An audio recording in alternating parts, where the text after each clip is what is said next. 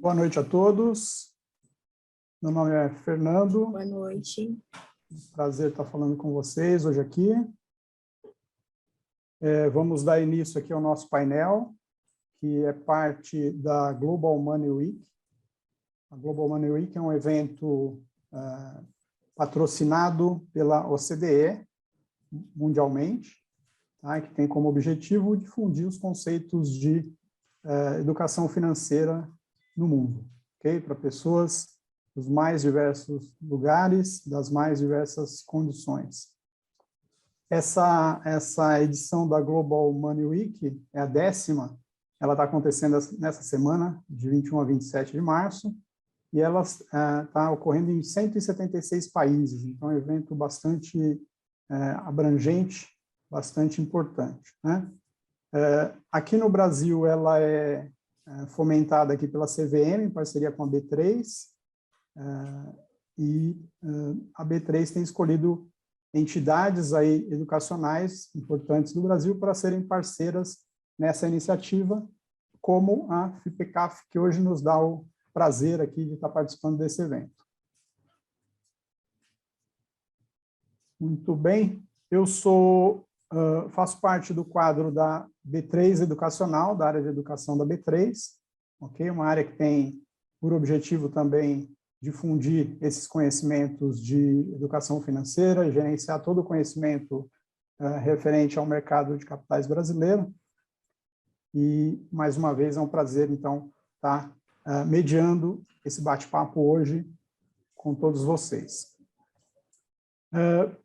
O tema que nós vamos tratar hoje aqui, que nós escolhemos para conversar com vocês, é a questão do dinheiro no tempo, né? O trabalho, investimento e tempo, né? Nós demos um subtítulo aí, que a disciplina de hoje é o conforto de amanhã.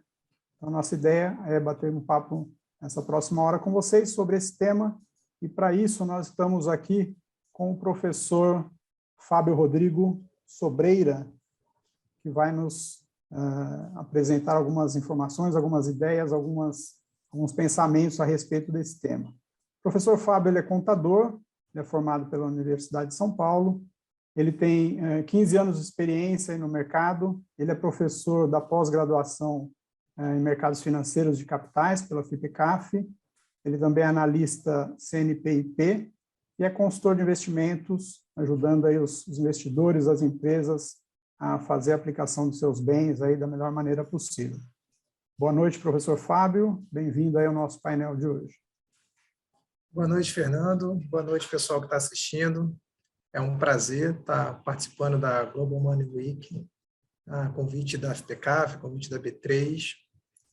Espero que a gente consiga falar bastante sobre como a disciplina e o tempo e a resiliência, e você fazer boas escolhas desde cedo pode ser um grande diferencial na hora de você começar a investir, começar a sua vida como investidor, desde a sua escolha profissional. A ideia nossa aqui é espalhar um pouco dessa boa nova, dessa boa notícia, de que é possível, sim, você, desde cedo, começar a se preparar para o futuro, não ficar dependendo de ninguém, e sempre ser protagonista daquilo que você quer fazer a sua vida no futuro. Então, os jovens que nos assistem, a Global Money Week, ela tem um foco, né, essa edição, principalmente, de falar para jovens, falar para adolescentes, falar para um público que está começando no mercado, e a gente entende que esse é o público-alvo, realmente, da educação financeira, porque é esse pessoal que amanhã vai está aí fazendo com que o mundo gire, fazendo com que os negócios girem, e quanto mais a gente melhorar essa educação financeira no Brasil, melhor vai ser a condição de país que a gente vai ter. Então, eu acredito bastante na educação financeira transformando vidas. Para esse tema de hoje, eu queria falar um pouco, e vou compartilhar minha tela com vocês aqui da apresentação, a gente vai falar um pouquinho, e aí depois vou abrir para perguntas, qualquer dúvida que vocês tiverem aí, pode deixar no chat, e aí à medida que a gente for fazendo pausas, ou à medida que o Fernando achar pertinente, aí ele vai me fazendo perguntas, senão a gente faz as perguntas no final e tira a dúvida de todo mundo, para que todo mundo possa, assim, ter condições de entender qual é o objetivo dessa palestra. Como o Fernando apresentou, eu sou, então, analista. Analista CNPI significa que eu sou aqueles analistas que falam se a bolsa vai subir, se ela vai cair. Geralmente, quando a gente fala que vai subir, ela cai. A gente fala que o dólar vai cair, ele sobe. Mas a gente está sempre lá tentando fazer análises e chegar em algum número, em alguma coisa que a gente possa informar para as pessoas e ajudar as pessoas a investir melhor. Além disso, eu sou consultor de investimento. A gente tem uma consultoria que a gente é parceiro, que a gente ajuda pessoas a investir melhor, pessoas e empresas. E aí, com esse trabalho todo de planejamento, de consultoria, eu também me tornei professor do FPCAF, onde eu faço e aplico matérias exatamente voltadas a planejamento financeiro. Tá? E a ideia do planejamento financeiro é essa, que você tenha as suas finanças nas suas mãos e que você entenda desde sempre o que você precisa fazer para poder atingir os seus objetivos. Então, o tema de hoje, o tema principal de hoje, sobre o que a gente vai falar hoje, é sobre dinheiro. Nós vamos falar sobre como o dinheiro atua em nossas vidas, como a gente é refém dessa coisa chamada dinheiro, mas também podemos ser as pessoas que dão as ordens, né? Botar o dinheiro para trabalhar para a gente. Essa é uma frase que a gente gosta muito. Né? Fazer com que coisas trabalhem para a gente, em vez de a gente ficar trabalhando sozinho, sempre dependendo do nosso próprio tempo, do nosso próprio trabalho, fazer com que ativos gerem renda para que a gente viva melhor no futuro. E nada melhor do que o tempo para poder nos ajudar a aumentar isso, né? Fazer com que isso esteja mais ainda a nosso favor. E um dos conceitos que eu mais gosto de tratar é o conceito de independência financeira ou de liberdade financeira, que é o que a gente almeja desde sempre. Né? A gente quer se aposentar, nada mais é isso do que a sua aposentadoria. Só que você pode se aposentar tendo uma independência financeira, que seria conseguir pagar as contas, ganho o suficiente para pagar as contas. Isso é independência financeira. E aí você pode ter que se apertar, pode ter que fazer algum sacrifício, mas você está com a sua vida garantida que você vai conseguir sobreviver. Mas se você conseguir um pouco mais, ir um pouco além, você vai atingir a sua liberdade financeira. E a liberdade financeira é um plus, porque ela me garante que o dinheiro não vai mais ser o problema na minha vida, ou seja, eu não vou ficar baseando todas as minhas escolhas só porque eu tenho ou não tenho dinheiro para aquilo, porque eu já programei a minha vida. Eu já ganho o suficiente para poder pagar as minhas contas, mas também para poder viajar, trocar de carro, comprar sapato novo, videogame novo e tudo aquilo que eu quero fazer, porque lá atrás eu me planejei. Então, essa busca da liberdade financeira é o que faz com que a gente se planeje. E quando a gente não planeja, quando a gente não tem definido bem os nossos objetivos, a gente acaba não conseguindo chegar lá. Por que boa parte dos brasileiros, infelizmente, não consegue chegar lá? Primeiro, porque, infelizmente, somos um país de endividados. 2/3 da população tem algum tipo de dívida, seja a dívida que consegue pagar ou não. Quase metade disso é gente que deve valores que ele hoje não consegue pagar, infelizmente. E quando a pessoa ela é superavitária, ou seja, ela consegue, de alguma forma, juntar algum dinheiro, né? Pelo menos juntar algum dinheiro, são 25% da população que não está endividada, então 75% não consegue juntar e 25% consegue juntar, elas investem mal. 70% das pessoas que ganham até R$5.000 por mês estão com dinheiro na poupança. Você imagina que a poupança rendeu menos de 3% no passado, enquanto a taxa da inflação foi mais de 10%. Essas pessoas, com medo de perder dinheiro, elas garantem que estão perdendo dinheiro. A gente até brinca que é a chamada perda fixa, né? É certeza que você está perdendo dinheiro. Deixar dinheiro na poupança é quase como deixar dinheiro embaixo do colchão. Agora mesmo, a taxa Selic batendo quase 12% e a poupança rendendo ali um pouco mais da metade. Então, continua sendo perder dinheiro, porque você tem instrumentos que rendem mais, e se você não souber como fazer, você vai acabar perdendo dinheiro pensando que está ganhando alguma coisa.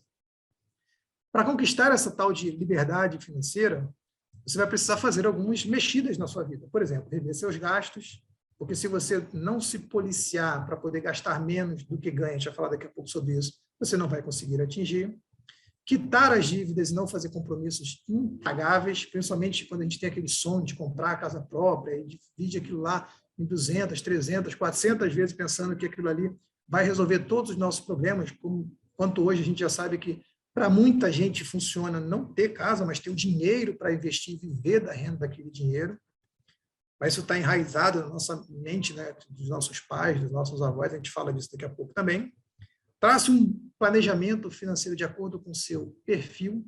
Não adianta você se planejar para poder investir tudo em criptomoedas, por exemplo, se você não tem perfil para isso. Se você tem uma grande aversão à perda, e as criptomoedas, assim como qualquer coisa que é renda variável, por exemplo, elas podem despencar, cair 50%, 70%, e muita gente acaba perdendo muito dinheiro, porque nesse momento, em vez de elas ficarem resilientes, de repente comprar mais bolsa ou mais alguma coisa que está em baixa, elas acabam saindo, né? O famoso compre ao som dos canhões, quando todo mundo está desesperado, e venda ao som dos violinos, quando está todo mundo otimista. Então, talvez esse seja o momento de comprar, não de vender. Eduque-se financeiramente, isso aqui é a coisa mais importante que você faz no começo da sua vida, é educar-se. Porque não adianta nada você pensar em investir pouco dinheiro que você tem, se você não vai conseguir multiplicar ainda muito aquele dinheiro, ou se você vai botar em coisa mais arriscada do que deveria, em vez de você primeiro se educar. Então, toda vez que a pessoa me pergunta como é que eu começo a investir, qual é o primeiro investimento que eu faço? O primeiro investimento que você faz é em você mesmo. Invista na sua educação primeiro. E aí sim, investindo na sua educação, você começou a ganhar dinheiro, começou a sobrar dinheiro, cria uma boa reserva, e essa boa reserva vai te garantir, se acontecer alguma coisa, desde uma reserva de emergência, que é para emergências de fato, até uma reserva de oportunidade, que é você deixar o dinheiro meio que parado, rendendo alguma coisa para aproveitar boas oportunidades, é essa reserva que vai te garantir com segurança, mas também vai te propiciar entrar nos momentos certos e investimentos melhores. E aí sim, já tenho minha reserva, já sei o que eu tenho que fazer, já sei como investir, eu vou começar a investir. Então, o problema é que a gente começa a querer atropelar, né? Por isso, muita gente que, de uma hora para outra, a pessoa estava com todo o dinheiro na poupança, meses depois ela ouviu falar de um tal de criptomoeda e foi lá e botou todo o dinheiro lá. Ou ouviu falar de bolsa de valores, de Magazine Luiza, de VEG, e colocou todo o dinheiro lá.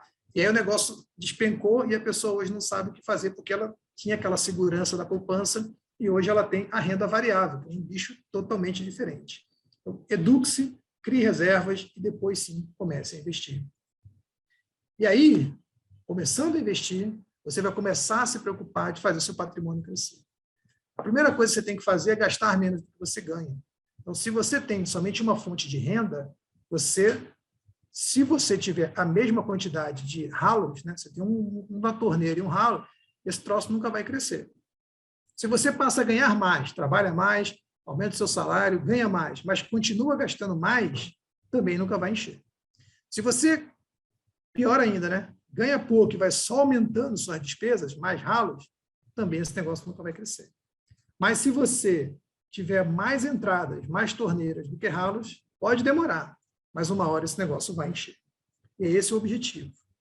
Aí sim, começou a sobrar dinheiro, agora eu vou escolher onde eu vou investir. Como eu falei, dependendo do seu perfil, você vai tomar mais ou menos risco.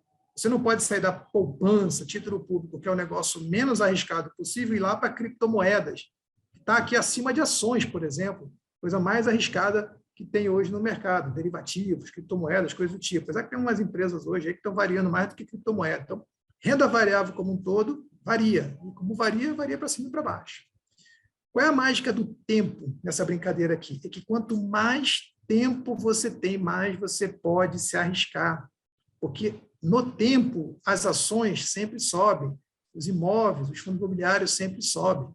Quando você não tem tempo, aí você tem que ser mais conservador. Então, para vocês, jovens que estão aprendendo, estão começando no mercado, o tempo é o maior aliado que você vai ter nessa corrida. E aí, por último, mais uma vez, mostrando quanto tempo é importante, eu estou simulando aqui o investimento, você fazendo o mesmo aporte todo mês, durante 480 meses, vai dar aqui para a gente 40 anos. Nesses 40 anos, você investiu o mesmo valor que essa linha vermelha aqui. Olha o que acontece com o seu patrimônio total, que é essa linha azul, em 20 anos, 240 meses, você colocou esse dinheiro, rendeu isso aqui de juros, e essa linha azul é o montante que você tem.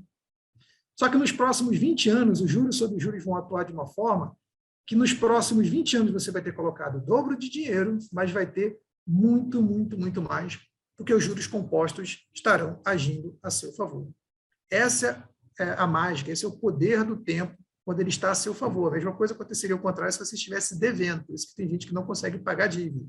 Quando você está superavitário, os juros estão a seu favor.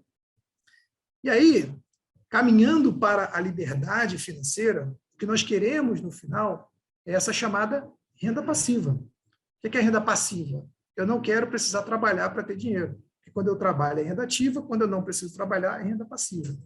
E é essa renda que vai me garantir que eu vou conseguir os meus objetivos. Eu começo na fase de acumulação, onde eu começo a juntar dinheiro.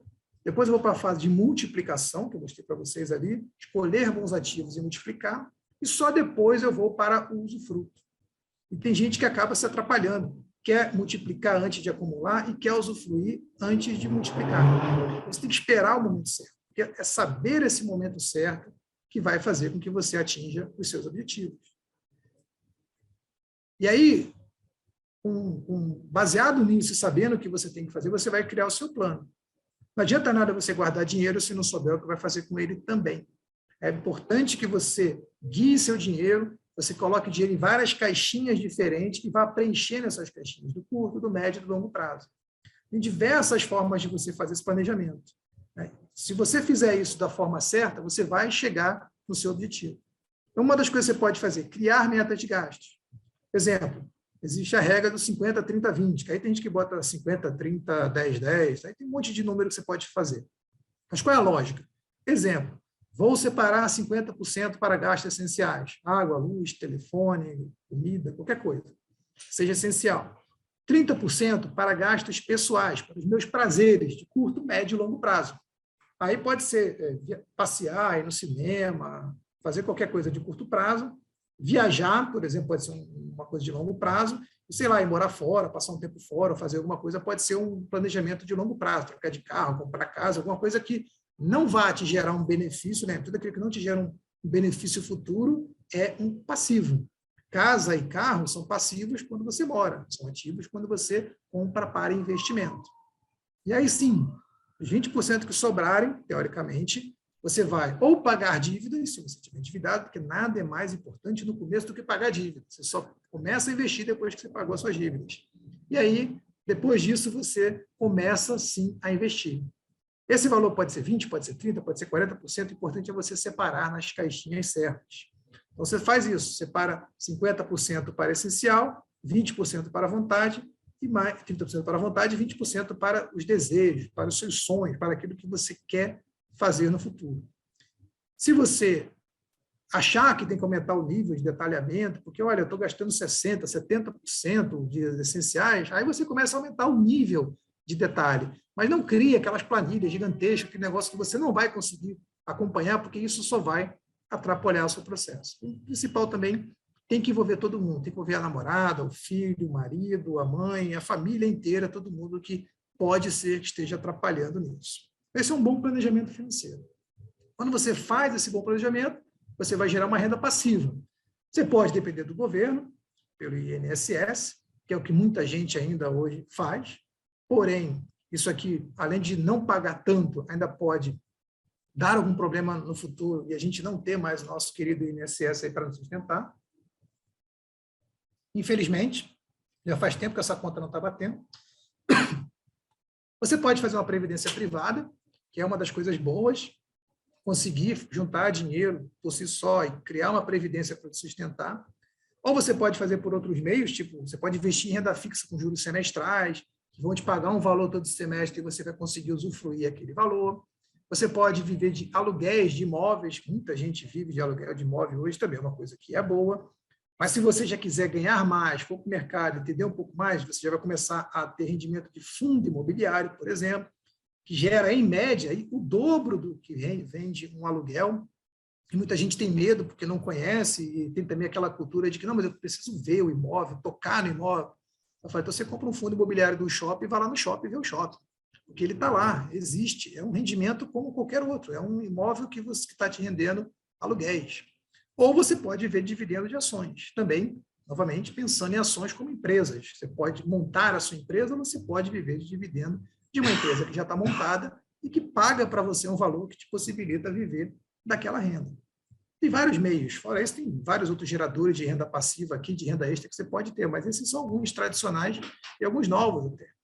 E aí, quando a gente fala de rendimento, por exemplo, de fundo imobiliário, dividendo de fundo imobiliário, hoje você tem fundo imobiliário que chegou a pagar aqui nos últimos 12 meses, coisa de 21, 18, 16, 15% ao ano, no último ano.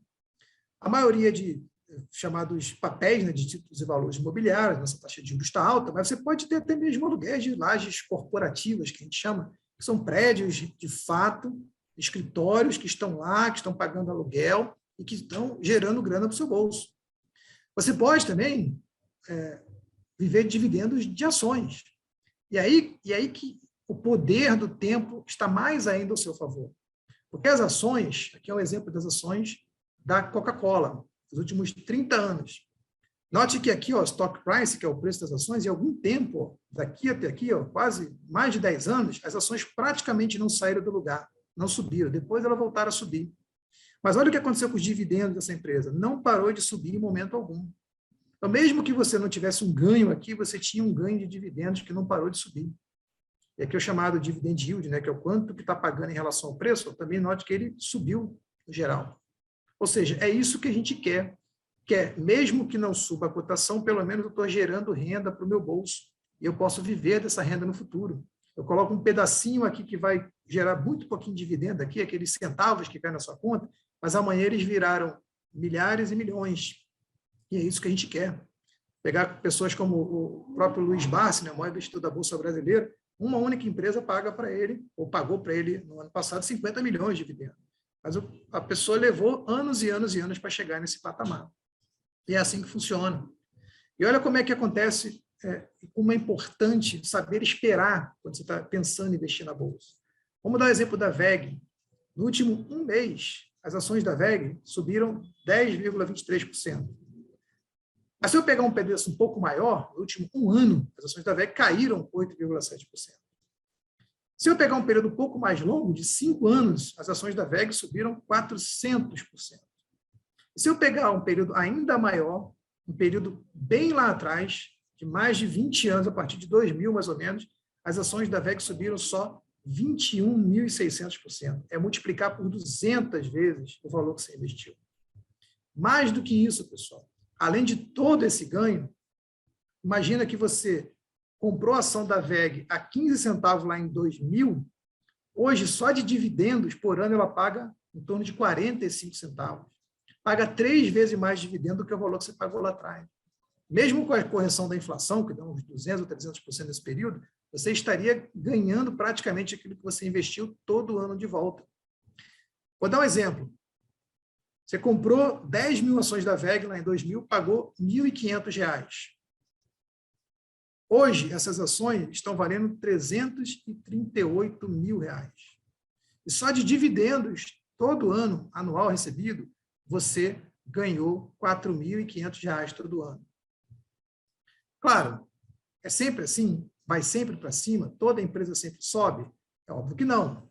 Vamos dar exemplo aqui da Magazine Luiza. A Magazine Luiza, nos últimos 5 anos, ela cresceu 754%. Se a gente pegar aqui especificamente, onde eu marquei aqui no dia 6 de novembro, o ganho que a Magazine Luiza tinha nesse período era de 3.700%. Então, estava ganhando muito dinheiro. Porém, quem comprou nesse pedaço e não vendeu e continuou, ele acabou perdendo dinheiro. Porque depois disso, a Magazine Luiza caiu 70%. Então, bolsa, renda variável, pode subir e pode cair. Porém, quanto mais tempo você fica, as chances de cair diminuem. Um estudo feito pela XP, em 2000, mostra o seguinte: durante um ano, a chance, que é a última linha aqui, de você sair com retorno negativo, é de 37%. 2 anos também está perto de 37%. Quando você deixa o seu dinheiro numa ação, qualquer ação, lá na Bolsa de Valores, por exemplo, no Ibov, há 5 anos, a chance de você sair com perda já cai para 20%.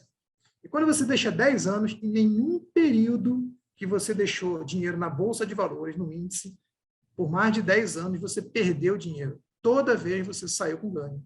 Então, note que quanto mais tempo, 1, 2, 5 ou 10 anos, quanto mais tempo, mais as chances de você ganhar dinheiro. Então, se você deixar seu dinheiro lá por 10, 20, 30 anos, você vai ganhar quando você sair. Porque o único caminho que a Bolsa tem, pessoal, é para cima. Sempre.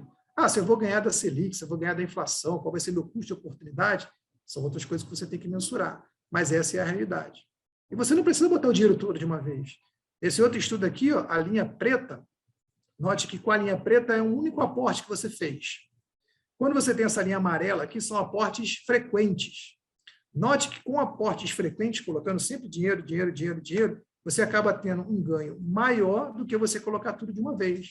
Porque quando você coloca tudo de uma vez, você não sabe se você colocou num bom momento, num mau momento, mas quando você vai aportando sempre, você está sempre comprando a um preço médio melhor, você dilui isso.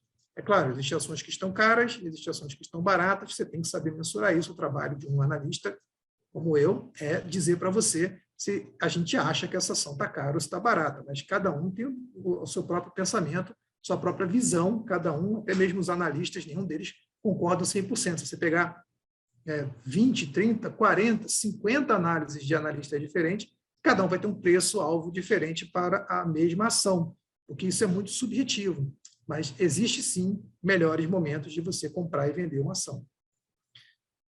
Ganhei dinheiro, fiz tudo que eu podia fazer, juntei, fui resiliente, esperei o tempo, agora como é que eu preservo meu patrimônio? Porque ganhar dinheiro não é fácil, juntar é ainda mais difícil, agora manter o dinheiro, manter-se rico é uma luta constante. Você tem que fazer um bom planejamento de aposentadoria, um bom planejamento sucessório, para não deixar nem você, nem seus familiares na mão. E aí, essa sua jornada, ela é o que vai garantir para você o sustento seu, da sua família e de todo mundo que depende de você para poder ter uma boa vida, uma vida digna. E é isso que a gente quer proporcionar. Por último, eu gostaria de desejar a você que você pensasse um pouco em tudo aquilo que você vai usar como desculpa para poder não fazer o que é certo. Eu sei que enriquecer é difícil. Eu sei que poupar é difícil. Eu sei que pagar as contas é difícil. Mas ser pobre também é difícil. Não é fácil. Então, já que é para escolher o mais difícil, eu vou escolher o difícil, que pelo menos é um difícil bom, que é o difícil de enriquecer, de poupar e de não dever. Começar é difícil. Começar é a parte mais difícil de todas. Eu posso garantir para você que não importa a idade que você tem, quando você começar a investir, o único arrependimento que você vai ter é por que eu não comecei a fazer isso antes. E quanto antes você começar, mais você vai ter. E aí, pessoal, a única coisa que vai tornar as coisas mais fáceis ao longo do tempo é o conhecimento e a perseverança. Você vai estudar cada vez mais e vai se esforçar cada vez mais. Não é cortar o dinheiro do cafezinho, é ser um planejador, um economizador, um poupador consciente, sabia o que é prioridade.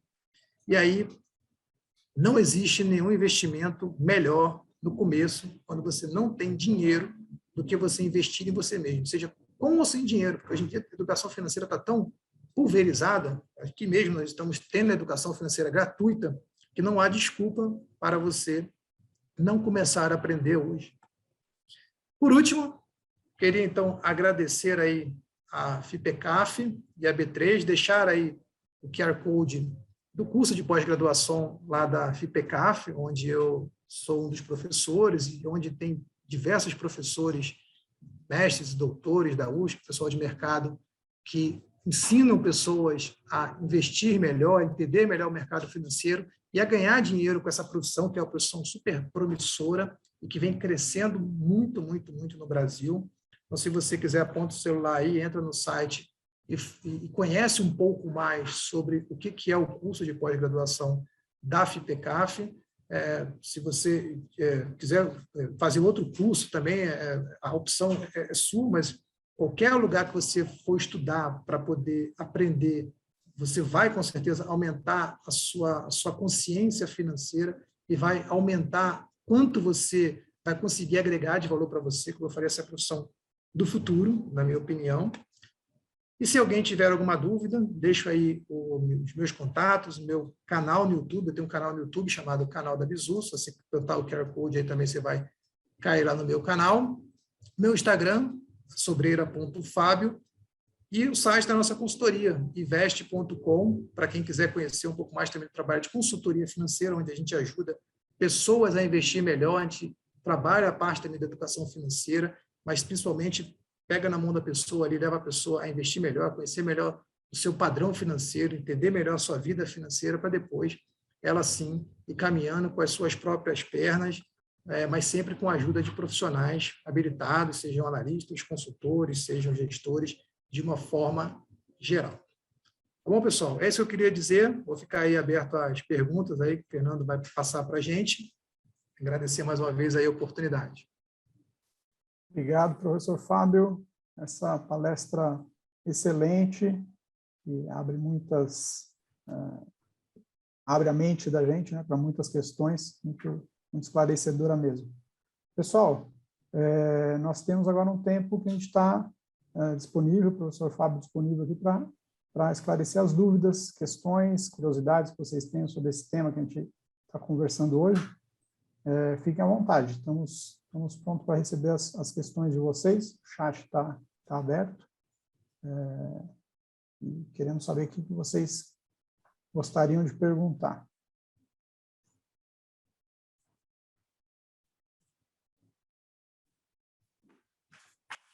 Para fazer um aquecimento, pessoal, professor, enquanto o pessoal coloca as perguntas lá, eu queria fazer uma pergunta aí sobre o que foi dito. Você citou na sua apresentação várias classes de ativos, né, para investimento. Aí falou de fundos, falou de ações. Na sua opinião, qual que é a dificuldade que o brasileiro tem para escolher os melhores investimentos aí de acordo com o perfil de investidor de cada um? Qual que é essa dificuldade que o brasileiro tem para achar esses investimentos ideais aí para ele? Legal. Primeiro é a questão da cultura, né? A gente tem, de fato, uma cultura de procurar aquilo que é mais fácil. A grande parte dos brasileiros, nossos pais, nossos avós, eles investiam na poupança em imóveis porque era a coisa que eles entendiam, mais palpável e mais fácil. Então, acho que falta um pouco mesmo de educação financeira na base. Infelizmente, a gente tem o Brasil ainda em posições muito ruins na prova do PISA, que é a prova da própria CDE. A gente fica atrás de países com muito menos expressão do que a gente, e isso faz com que a gente tenha ainda um longo caminho a trilhar. Então, eu acho que a falta de educação financeira é um dos principais, e segundo, a falta de entender qual é o seu nível de aceitação de risco. Né? A gente tem ali, as pessoas, elas não têm aversão a risco em si, pelo menos naquilo que a gente entende, elas têm aversão à perda. Então, eu quero me arriscar, mas eu não quero perder. Então, quando você ganha, você fica feliz, mas quando você perde, você sai do jogo. Então, se a pessoa não sabe qual é o nível de risco que ela está disposta a aceitar, ela acaba ficando pouco no jogo, e a gente acabou de ver que só ganha dinheiro quem fica muito tempo no jogo. Bacana, interessante. E muita gente não tem essa noção, né, que risco significa possibilidade de mudança no retorno, né? Tanto para cima quanto para baixo, né? Você não arrisca, você também não se expõe à possibilidade de ganhar mais. Né? Muito bom. Isso é uma pergunta ali. Perguntas, pessoal? Acho que tem uma pergunta no chat. Um comentário. Não aparece para mim, deixa eu ver.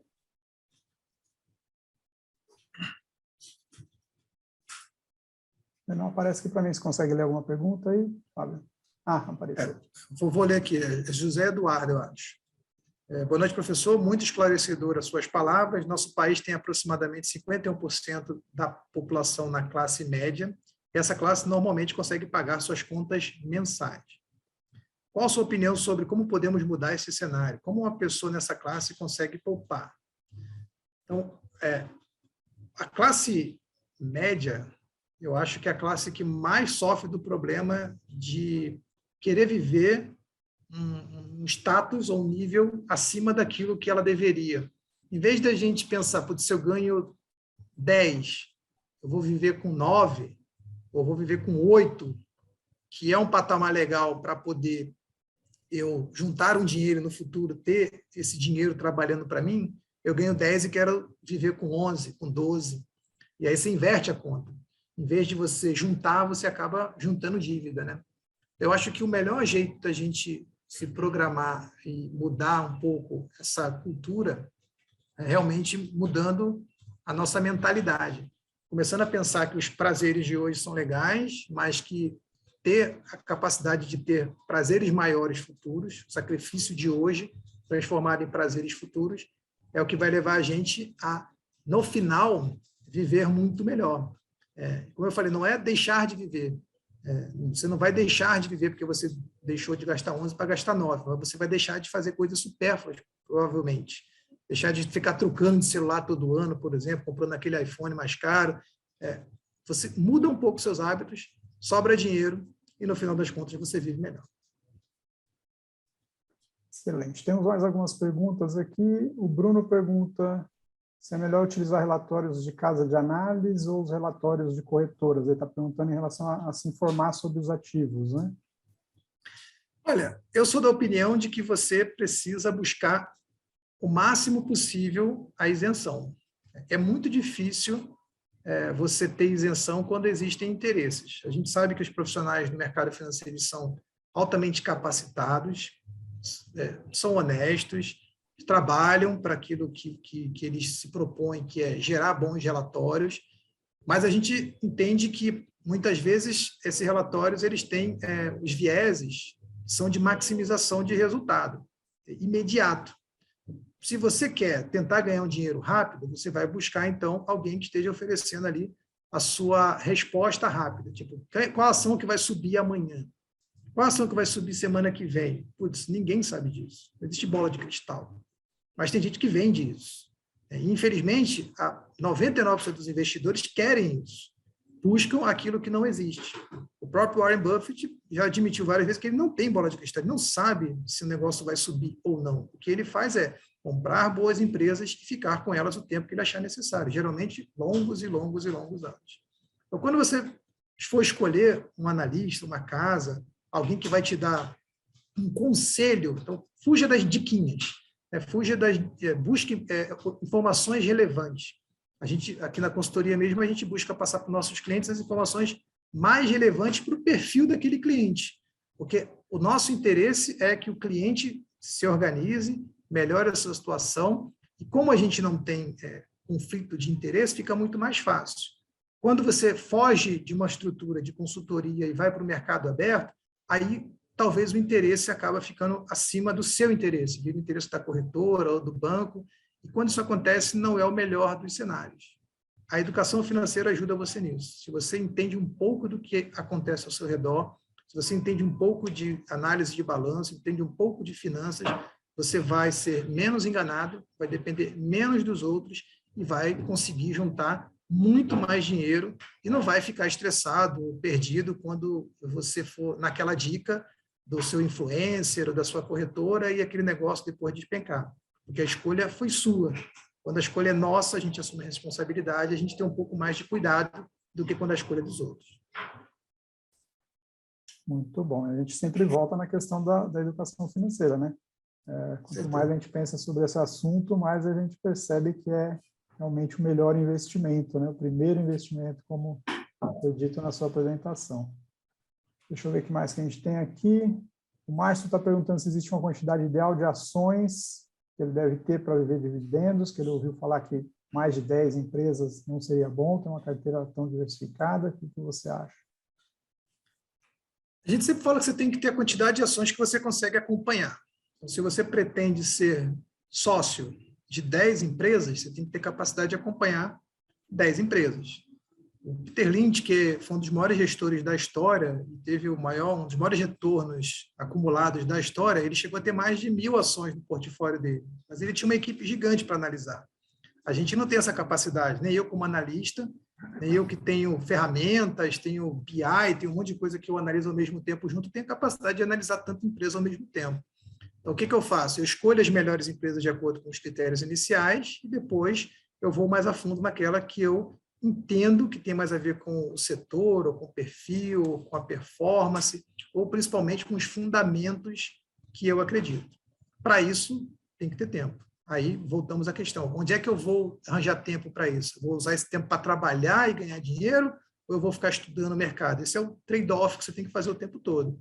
Arranjar boas pessoas para te ajudar nesse caminho, analistas, consultores, gerente de banco, assessor, pessoas que você confia, que sabe que estão do seu lado, sem interesse, é o melhor caminho para você escolher boas empresas, bons ativos, boa renda fixa, bons fundos imobiliários e os melhores investimentos que fazem com que o seu perfil seja colocado em primeiro lugar. Muito bem. Para falar em fundo imobiliário, tem uma pergunta do Renato aqui. Ele está querendo saber se mesmo depois da pandemia, os FIs continuam sendo uma boa opção. Eu gosto muito de fundo imobiliário, né?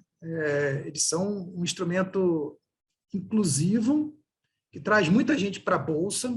Aquelas pessoas que gostavam de imóveis passaram a investir em fundos imobiliários porque é uma coisa que elas entendem mais. É claro que você tem fundo imobiliário que é imóvel de fato, que você está alugando e ganhando dinheiro, e tem fundo imobiliário que a gente chama de recebível, que são aqueles fundos imobiliários que, na verdade, estão comprando dívida. E aí tem um gestor que está comprando a dívida pelo melhor preço possível, está gerindo aquilo. É mais parecido com uma renda fixa, apesar de não ser nunca poder ser chamado de renda fixa, do que um fundo imobiliário de tijolo. Eu acho que você tem que ter um pouco de cada, porque uma coisa é rendimentos altos que os fundos de papel te dão, mas também a chance de você ganhar mais dinheiro no longo prazo, de ter uma explosão imobiliária e você ganhar, é maior nos fundos de tijolos. Então, eu acho que o fundo imobiliário é sensacional, principalmente para quem quer renda, para quem quer viver de renda, e ele traz para a pessoa que é resiliente um rendimento que pode garantir para você aí a sua vida para sempre, né? Mesmo que a cotação caia ou suba, geralmente os aluguéis estão lá, e eles, como eu falei, costumam ser muito maiores do que os aluguéis do imóvel normal. Enquanto no imóvel normal você consegue 4%, 5% ao ano, ainda tem que pagar imposto de renda muitas vezes, o imobiliário hoje tem muitos pagando quase 1% ao mês, mas na média você consegue pelo menos o dobro dos aluguéis. Basta você escolher bons fundos, novamente, entender um pouco do negócio e confiar o seu dinheiro a pessoas que vão te ajudar, e aí você usufrui disso, você vive de renda, você dobra a sua renda e fica sem estresse. Excelente. Uma pergunta interessante aqui do Zé Eduardo, que até pouco tempo atrás a gente não ouvia, né, professor, com as taxas de juros em baixa. Agora que elas voltaram a subir, ele está querendo saber, é melhor ficar num CDB ou ações com a Selic em alta? E ele acrescenta aqui que ele está preocupado com o cenário aí imposto pela guerra, né, da Rússia e Ucrânia, e se isso vai impactar nas ações. Então, ele está na dúvida entre renda fixa e ações nesse momento de alta de juros. Essa é uma pergunta que a gente recebe bastante aqui. É óbvio que existem momentos onde você aposta mais na renda fixa e momentos em que você aposta mais em ações. Esse talvez seja o momento maior de apostar em renda fixa. Talvez a gente tem uma coisa chamada reserva de oportunidade, né? Deixar o dinheiro em alguma coisa rendendo enquanto a oportunidade não chega. A questão toda é, quando que é essa oportunidade? A gente sabe que a Bolsa está barata, pelos critérios que a gente tem aqui de preço e lucro, afinal de contas, o lucro das empresas não para de crescer e a cotação das empresas na Bolsa não está acompanhando ainda tanto assim, mas a gente entende que existem desafios, e um deles é esse. Você colocar na cabeça das pessoas que pode ser um bom momento de você investir na Bolsa porque a Bolsa está barata, em vez de garantir uma renda fixa ali de 12% ao mês, por exemplo, que está quase pagando agora a Selic, que é uma renda muito boa, mas que está mal vencendo a inflação. A verdade é que 11,75% que é a nossa Selic hoje, mal ganha da inflação. Então, qual o ganho real que você está tendo hoje com essa Selic em alta? É no máximo 1%. Isso é muito? Isso não é muito, é pouquíssimo. E as ações sempre têm um potencial muito maior de crescer do que a renda fixa. E, uma pergunta da Ludmila, também interessante, para conseguir poupar mais é importante buscar rendas extras, não depender apenas do ganho da sua profissão principal, a questão das torneiras e dos ralos lá, né? É verdade. Renda extra é um negócio que tem que ser bem pensado sempre, tá? Uma coisa é ficar fazendo bico e não evoluir como eu poderia evoluir, porque eu estou gastando todo o meu tempo fazendo bico. Então, eu ganho R$ 5.000 por mês e eu vou me matar para poder ganhar R$ 500 a mais de renda extra. Será que isso vale a pena? Será que não é melhor, em vez de fazer a renda extra, você investir em você mesmo, de repente de graça, mas gastar o seu tempo estudando, o seu tempo ou até mesmo o seu dinheiro, em vez de ganhar, gastar um pouco para poder melhorar o seu salário, quanto você consegue agregar para você mesmo, e aí sim, você ganhando mais, você talvez até nem precisar de ficar se matando para fazer essa renda extra. A renda extra é bom por um período talvez curto de tempo, principalmente quando você está devendo, tá?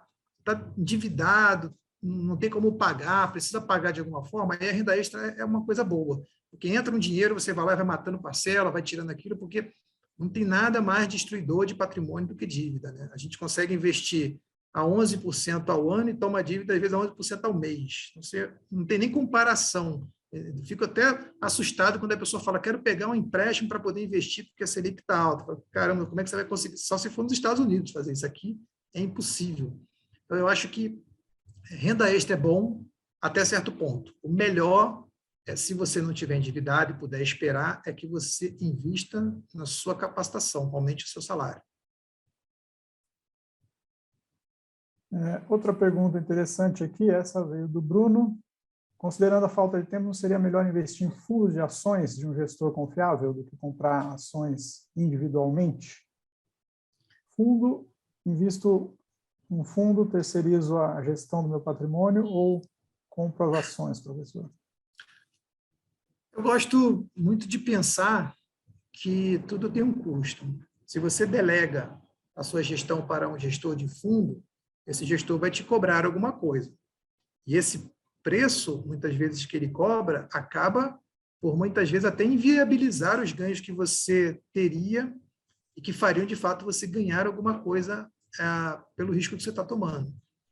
Então, por exemplo, se eu pego um fundo que me cobra 2% de taxa de administração, mais 20% de taxa de performance, e a bolsa vai bem, eu pago para ele 2% mais 20% de tudo aquilo que ele me rendeu acima do benchmark que ele propôs, por exemplo, a Selic, ou o CDI, ou, por exemplo, a própria bolsa.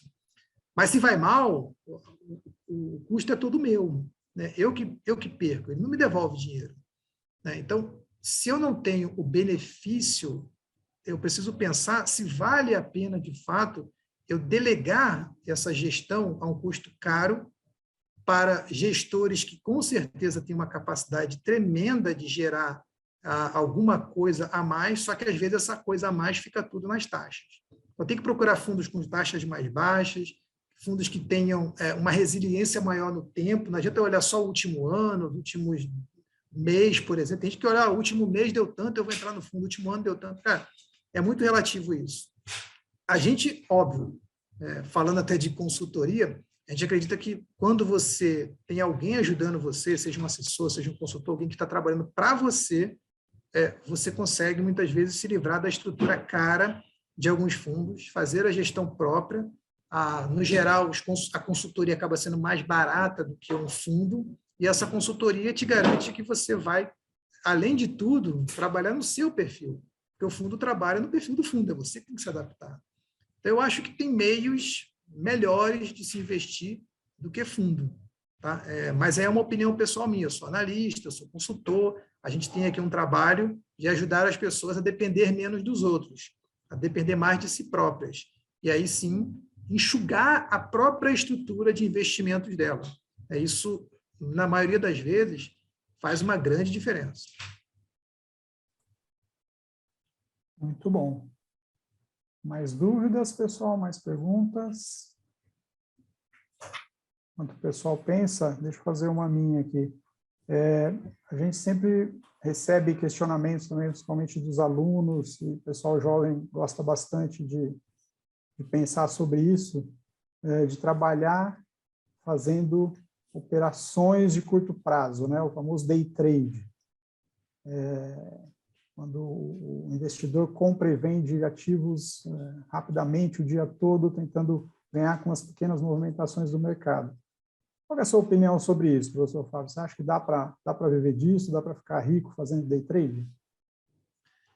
Essa é uma polêmica engraçada, né? Porque tem muita gente que faz influenciadores aí mostrando que está vivendo de day trade, com carrão, com avião, e a realidade, na verdade, é bem diferente dessa, né? A gente tem vários estudos, principalmente da FGV, que mostra que a grande maioria das pessoas perde com day trade, que mesmo os investidores experientes, a maioria perde, porque não é a experiência ou a resiliência que faz com que você consiga vencer no day trade, é um negócio que é muito difícil, você precisa ter uma boa dose até de sorte para poder ganhar, porque mesmo que os gráficos tenham lógica, e eles têm lógica, o seu emocional tem que ser muito grande para você conseguir aceitar as perdas muitas vezes e conseguir virar o jogo.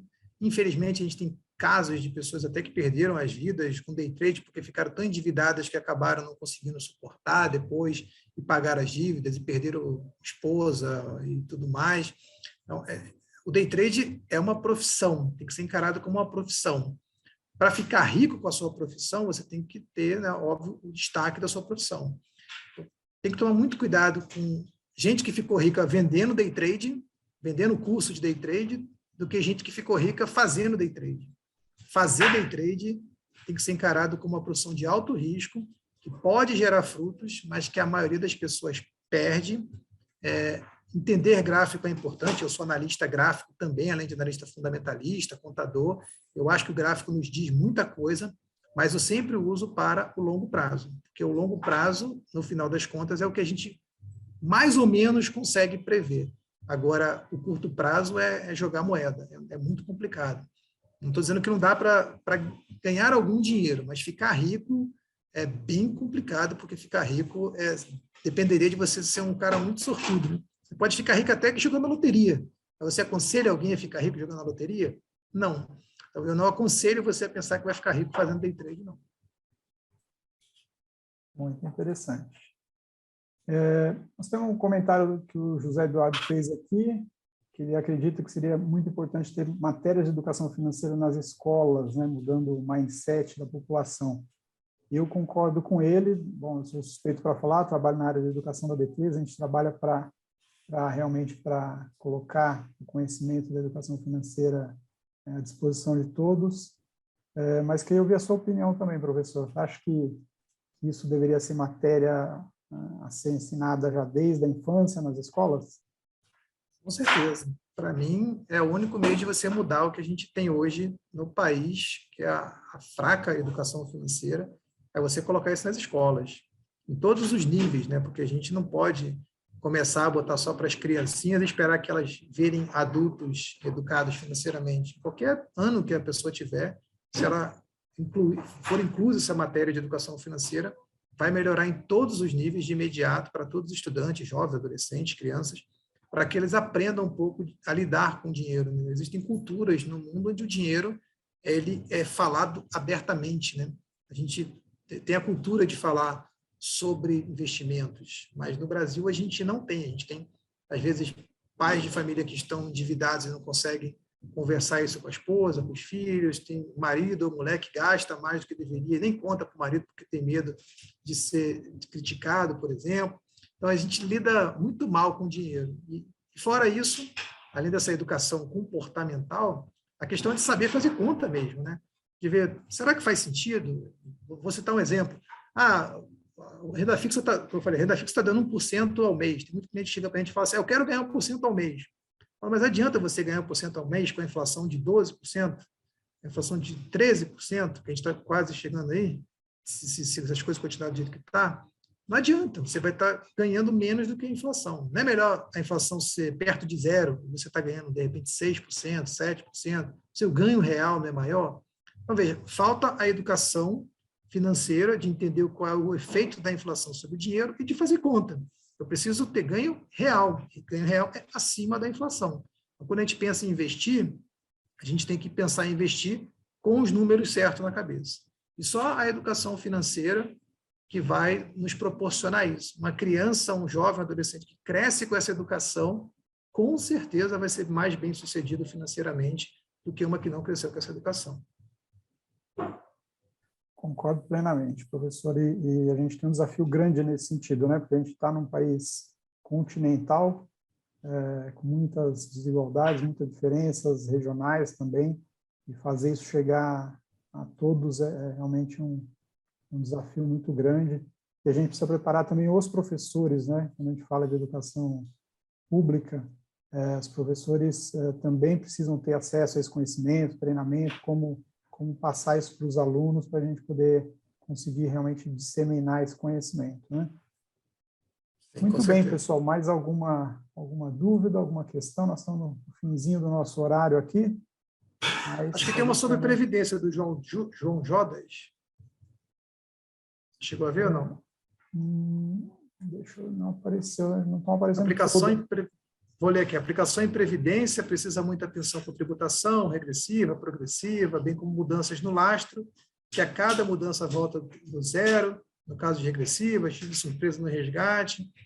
Então, falei até de Previdência, e é verdade, a Previdência, ela pode ser uma faca de dois gumes. Se você não fizer certo, não souber o que está fazendo, se não souber qual é a diferença de PGBL, VGBL, qual que abate do imposto de renda e qual que não abate, se para você é melhor tabela progressiva ou regressiva, se você fizer errado, no final você vai pensar que está ganhando e está perdendo. Então, muitas vezes é melhor você fazer a sua própria previdência exatamente porque você tem mais controle do que está fazendo. Não que a previdência não seja boa, e ela é, muitas vezes, uma parcela do seu patrimônio está na previdência, desde que seja a previdência adequada para você. Muito bem. Temos mais uma pergunta aqui do Bruno. Diante dos acontecimentos atuais, poderia dizer que os ativos mais atrativos são aqueles ligados ao IPCA, mais um spread, mais uma taxa? Eu tenho essa teoria, a gente até conversa aqui na consultoria sobre isso, né? Onde que a gente aloca o cliente que quer ficar mais resiliente ali, tranquilo, sem ter nenhum tipo de solavanco. Você bota ele no CDI, que paga uma taxa mais ou menos certa, né? Coloca ele num pré-fixado, pagando 14%, 13%, ou você coloca ele num híbrido, que a gente chama que é o IPCA+. Ora, se a inflação é o que corrói nosso poder de compra, e se aquilo que a gente ganha é o que a gente ganha acima da inflação, não existe nenhum título mais seguro, nem existe nenhuma renda fixa de verdade, a não ser a IPCA+. Porque no IPCA+, você ganha inflação mais alguma coisa. Aquela coisa ali é garantida que você está ganhando um ganho real. É claro que depois vem imposto de renda e come um pedaço até da inflação, né? O governo ele te dá com a mão e tira com a outra. Né? Você bota lá, estou ganhando 15%, IPCA mais 5%, só que 10% é inflação. O governo vai lá e fala, olha, me dá aqui imposto sobre 15%. Você fala, mas 10% é inflação. Ele fala, não quero saber, eu quero 15% de imposto. E aí você não sabe exatamente quanto você vai ganhar por causa do imposto. Mas fora isso, com certeza, o IPCA+, é a verdadeira renda fixa. Aquilo que você consegue saber quando você está ganhando acima da inflação. Excelente. Tem uma pergunta da Ludmila, que quer saber se existem estudos sobre psicologia econômica, quanto a psicologia influencia nas nossas decisões de investimento. Eu acho que existem diversos estudos, né? A gente já teve até um psicólogo aí, um estudioso, Daniel Kahneman, ganhando o prêmio de Nobel de Economia, exatamente porque os estudos que ele fez foram muito mais voltados para comportamento humano em vários tipos de situações que envolvem a economia do que os outros economistas que estavam mais preocupados, talvez, com macro, com alguma outra coisa da vida aí, estavam fazendo à época. Então, a psicologia é tudo nos investimentos, né? Se você está cheio de vieses, né, comportamentais, e eles estão te atrapalhando a enriquecer, com certeza, se você não conseguir entender como é que você melhora isso, como é que você sai disso, desse labirinto que você se meteu aí por causa de cultura, por causa de medo, por causa de passado que você já viveu, aquela coisa que fica na sua cabeça, você nunca vai conseguir sair do lugar que você está, nunca vai conseguir a riqueza de verdade, nunca vai conseguir ser rico, se você não conseguir mudar a sua mentalidade. Eu acho que a filosofia, a psicologia comportamental aí, que a gente chama de finanças comportamentais, é a base da finança, no primeiro momento. Muito bom, excelente. Já estamos aqui em cima do nosso horário. Quero agradecer ao professor Fábio, quero agradecer a presença de todos aqui, todos que participaram hoje, os que mandaram suas perguntas também, ajudaram a enriquecer aqui o nosso bate-papo. Agradeço a FIPECAF por essa parceria que tornou possível esse nosso painel, esse nosso bate-papo de hoje. E espero vê-los aí numa próxima vez. Sempre estamos buscando aí esse contato, né? Tanto nós aqui quanto a FIPECAF com os alunos, com o público em geral, para difundir aí cada vez mais nossos conhecimentos, nossos estudos aí em finanças e investimentos para todos. Boa noite, professor. Não sei se você quer falar mais alguma coisa para o nosso pessoal. Não, quero só agradecer só a oportunidade aí de falar para todo mundo que participou, de estar participando da Global Money Week, um evento de tamanha importância para a educação financeira no mundo. E eu espero que a gente continue junto aí, nós do mercado financeiro, junto com a B3, junto com a FIPECAF, ajudando o pessoal aí a investir melhor. Ok, muito obrigado, pessoal. Boa noite a todos. Agradeço novamente. Até uma próxima vez. Obrigado, pessoal.